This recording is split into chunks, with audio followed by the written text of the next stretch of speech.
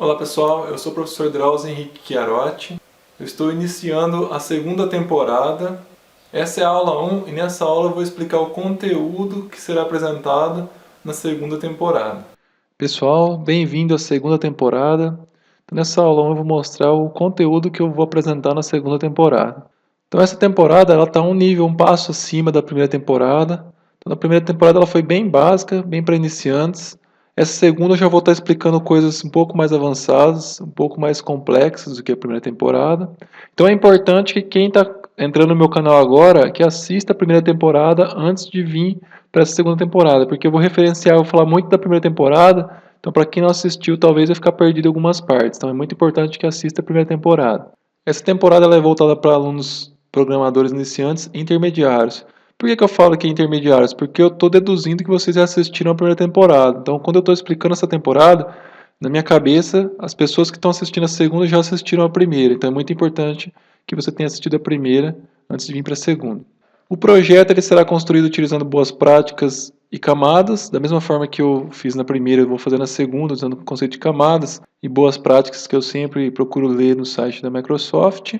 No final da temporada, nós vamos ter uma tela de pedido de venda. Então, nós vamos construir uma tela que faz um pedido de venda, onde você vai escolher uma pessoa emitente, um destinatário, os produtos, e você vai fazer uma venda. E também vamos ter um relatório que exibe os produtos e o estoque dos produtos. Então, vamos falar um pouco da estrutura que nós vamos ter no final dessa segunda temporada. Então, nós vamos ter uma pessoa, que é o primeiro item. A pessoa ela é gerada quando a gente cadastra uma pessoa física ou uma pessoa jurídica. Então, a pessoa física que tem CPF, a pessoa jurídica que tem CNPJ. Após cadastrar uma pessoa, eu vou ter uma filial, um cliente ou um fornecedor. Posso ter um desses três. E os três são baseados na pessoa. E aí eu tenho o produto. Então, junto com o produto, eu vou ter o controle de estoque desse produto, eu vou ter a parte de estoque reservado e vou ter a parte de estoque movimentado.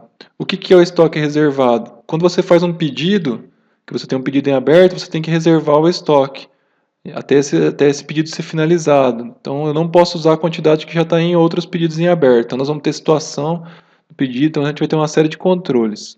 E por último, nós vamos ter um pedido e o item do pedido. Então, para eu ter um pedido, eu vou precisar do quê? De uma pessoa emitente, que vai ser, no caso da venda, uma filial, do destinatário, que no caso da venda vai ser um cliente, e eu do item, que vai ser o produto. E aí, quando eu for informar a quantidade, eu dependo do estoque. E como esses três dependem das pessoas, antes da gente fazer esses três, nós vamos ter as pessoas aqui. Tá? Então, essa é uma estrutura bem completa. Eu vou mostrar já a parte de estoque utilizando a filial. Então, o estoque já vai poder ser multifiliais, então já vou deixar ele preparado. E eu já coloquei aqui também o fornecedor, que no final eu vou explicar, para quem quiser depois continuar o projeto, essa mesma tela de pedido, eu vou explicar na temporada como fazer um pedido de venda, mas para quem quiser depois pode transformar ela num pedido de venda, num pedido de compra, num pedido, aí se for compra, o emitente é o fornecedor e o destinatário é a nossa filial. Então, o que vai mudar vai oscilar entre esses três. Se for venda, filial, cliente. Se for compra, fornecedor, filial.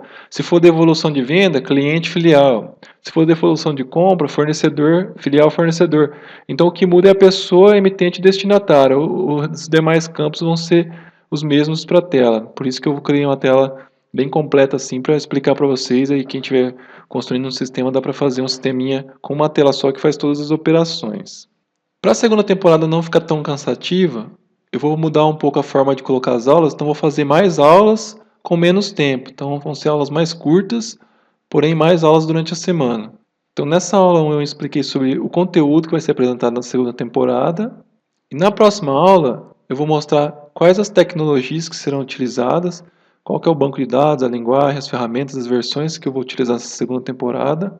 Quais os novos conceitos? Então, qual que é a diferença entre a primeira temporada e a segunda? O que tem de novidade? O que tem de coisas novas que eu vou estar mostrando nessa temporada que diferencia essa temporada da primeira temporada? E como que eu dividi as aulas? Qual que é a forma com que essa temporada vai ser construída? Como que as aulas vão ser postadas durante essa segunda temporada? Bem-vindo à segunda temporada. Espero que essa temporada traga bastante conhecimento para vocês e que ela seja bastante comentada, curtida e compartilhada da mesma forma que foi a primeira temporada.